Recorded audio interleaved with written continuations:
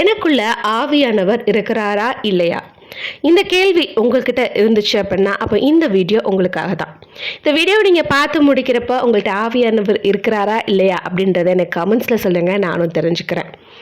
First, நீங்கள் ஒரு பாவம் செஞ்சிட்டீங்க அப்படின்னா உடனே கர்த்தர்கிட்ட அதை அறிக்கையிட்டு மன்னிப்பு கேட்பீங்க. செகண்டு, ஒரு பாவம் பண்ண உடனே உங்கள் மனசுலேயே தோணும், இது பாவம், இதை நீ சரி பண்ணியே ஆகணும் அப்படின்னு சொல்லிட்டு. 3, நம்ம புனிதமான வாழ்க்கை வாழணும், முடிஞ்ச அளவு உலக காரியங்களில் தள்ளி இருக்கணும்னு நீங்கள் நினைக்கிறீங்க அப்படின்னா உங்கள் கூட ஆவியானவர் இருக்காருன்னு அர்த்தம். 4வது காரியம், ஒரு கடவுளுக்கு பிரியமான ஒரு வாழ்க்கை வாழணும், கர்த்தரை நம்ம வாழ்க்கை மூலயமா கனப்படுத்தணும் அப்படின்னு நீங்கள் நினைப்பீங்க. 5வது காரியம், வேதத்தை அதிகமாக வாசிக்கணும்னு நீங்கள் ஆசைப்படுவீங்க. 6வது காரியம், அந்த வேதத்தை வாசித்து அதில் கர்த்தர் நம்மக்கிட்ட என்ன பேசுகிறாரு அப்படிங்கிறது உங்களுக்கே புரியும். 7வது விஷயம், நீங்கள் பாவத்தை அதிகமாக வெறுக்க ஆரம்பிப்பீங்க.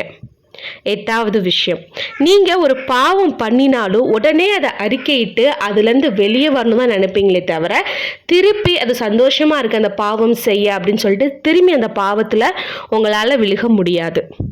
9வது விஷயம், நீங்கள் உங்களுக்கு எதிராக உங்களை கஷ்டப்படுத்தினவங்கள மன்னிப்பீங்க.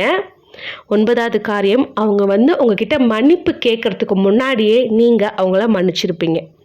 10வது விஷயம், ஆவியின் கனிகள் உங்ககிட்ட இருக்கும்.